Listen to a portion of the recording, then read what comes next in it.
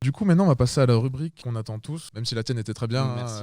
Faf, pas se mentir. C'est la rubrique du coup de l'invité. On va inviter un collaborateur pour voir son parcours qui est étroitement lié avec l'ICAM. Donc, on lance le jingle de l'invité.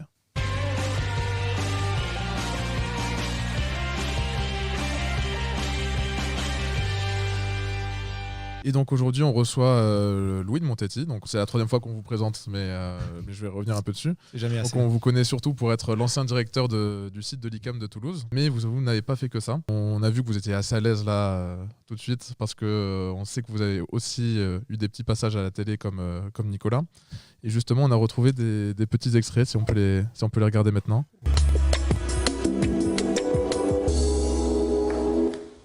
Bonjour. Bonjour, l'ICAM. Vous donniez aussi une chance à ceux qui n'en ont pas forcément eu dans leur cursus. Donc ça c'est un aspect, je dirais, plus ICAM.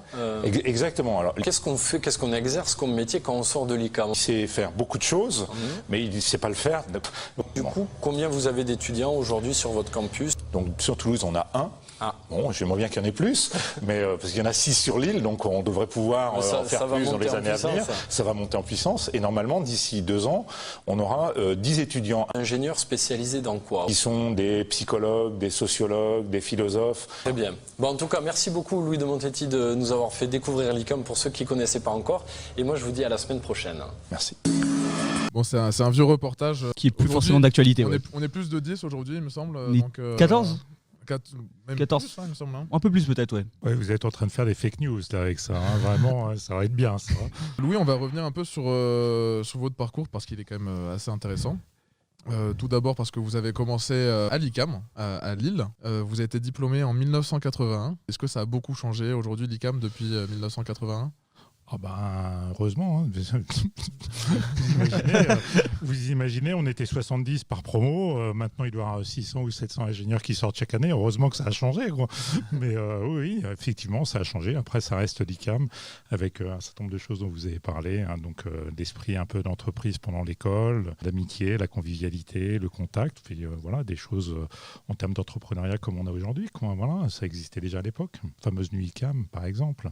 Ah oui, déjà. Ah oui, déjà, ouais. Du coup, ensuite, vous êtes allé dans l'industrie. Oui. Vous avez eu quand même des postes à haute responsabilité. Il y a eu notamment chez Michelin, où vous avez passé quand même une dizaine d'années, Ouais. à Clermont-Ferrand. Ouais. Vous avez eu des postes du coup de directeur d'usine, Ouais. mais aussi de directeur de la supply chain. Oui, tout à fait. Voilà. Effectivement, des souvenirs importants parce que globalement, quand on est ingénieur ICAM, au début, on démarre pas toujours comme Nicolas avec un esprit d'entreprise. Moi, j'étais plutôt salarié. Et puis, à partir d'un certain moment, on commence à avoir plus de responsabilités. Ça m'est arrivé quand je me suis retrouvé directeur d'usine en 2000. Donc, j'avais 40, 42, 43 ans, quoi, hein, voilà, avec une usine de 600 personnes. Et ensuite, du coup, c'est là où vous êtes revenu vers l'ICAM. Ouais. Directement en fait en tant que directeur du site de Toulouse. Je suis arrivé comme directeur du site de Toulouse. J'étais déjà toulousain parce que j'avais quitté Michelin et j'étais parti travailler dans une boîte qui fabriquait du textile pour l'automobile. Et donc j'ai rejoint l'ICAM à ce moment-là puisqu'il y avait un poste de directeur qui était disponible. Voilà, donc il y a maintenant plus de 10 ans puisque c'était début 2011. Voilà. Pourquoi cette envie de quitter du coup l'industrie pour revenir dans revenir aux sources. Revenir aux sources déjà de l'ICAM et revenir surtout dans l'éducation.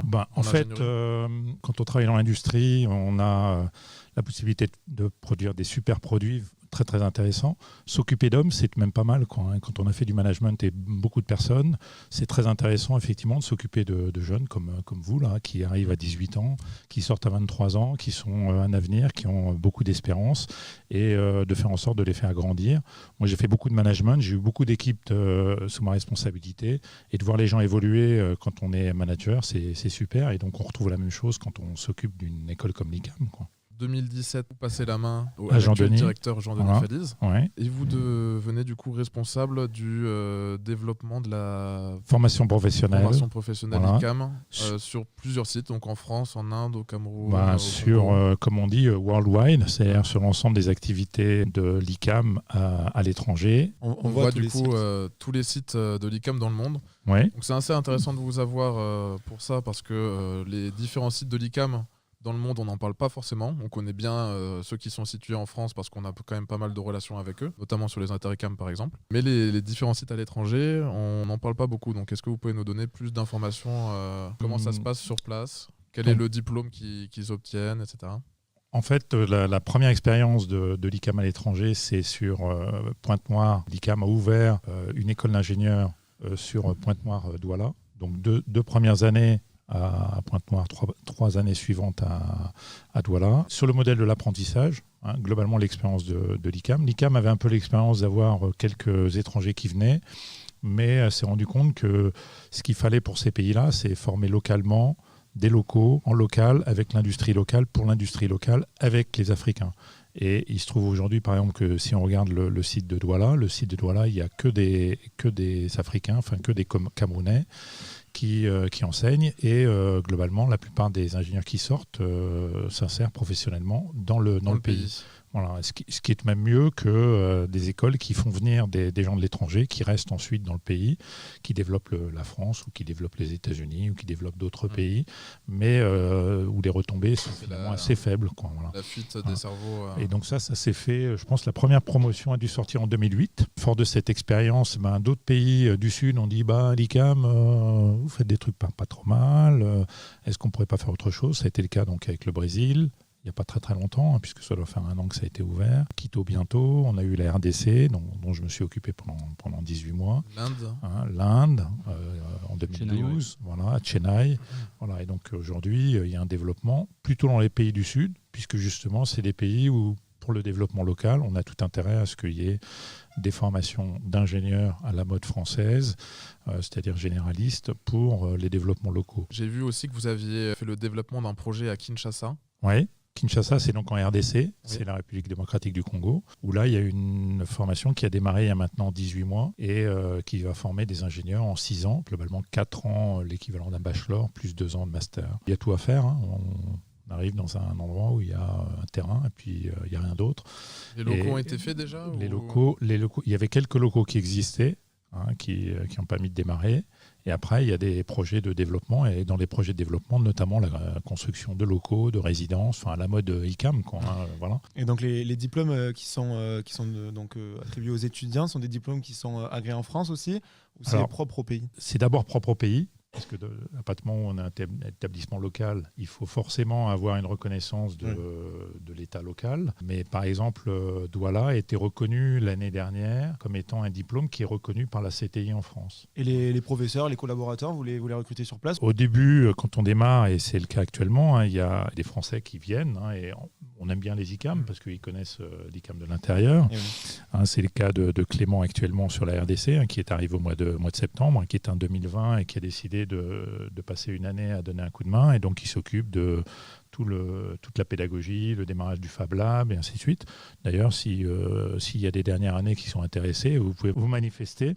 C'est volontaire, service international, on n'est pas très bien payé. L'objectif, c'est plutôt de donner sa compétence et d'aider un projet qui a du sens, parce que ce sont des projets qui sont très intéressants. Bien sûr, l'appel est lancé, je pense, non? N'hésitez pas à faire un retour. Manifestez-vous dans le chat. Directement à Louis de Montetti, qui surveille encore son adresse ICAM. Ah oui, moi j'ai toujours mon adresse ICAM, on reste ICAM toute la vie. Sauf que toutes les bonnes choses ont une fin. Vous prenez votre retraite du coup en octobre dernier, en 2020. Voilà, je prends ma retraite en octobre. Je devais faire une petite fête pour mon départ en retraite avec moins d'une 60aine de personnes, dont Nicolas d'ailleurs. Je crois, ouais. Voilà. On est ICAM, mais on aime bien faire la fête tout de même, vous savez. Oui. Une petite bière et tout, c'est même sympa. Se dire on va faire une fête avec des masques et tout ça, c'est même pas terrible. On n'est pas à Venise, mais bon voilà.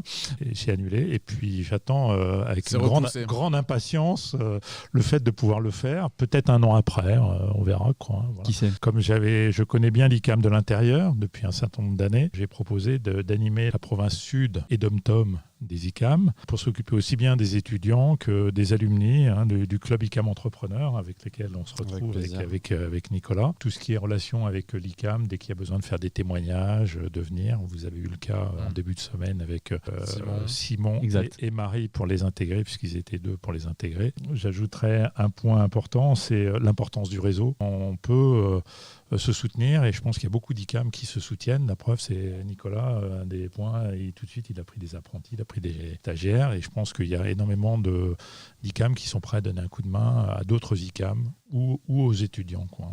Alors justement, au sujet du développement de l'ICAM, on a une petite question dans le chat. Alors pourquoi l'ICAM se développe plus en Afrique que dans d'autres continents comme l'Asie ou l'Amérique ? C'est une volonté de l'ICAM d'être là où d'abord les autres ne sont pas, on puisse apporter quelque chose localement, et puis toujours avec une dimension un peu sociale et sociétale, qui est de dire il y a des endroits où les gens ont besoin de nous, et c'est pas aux États-Unis, c'est pas à Singapour, c'est pas à Shanghai, mais d'être plutôt dans des pays où on a besoin de nous.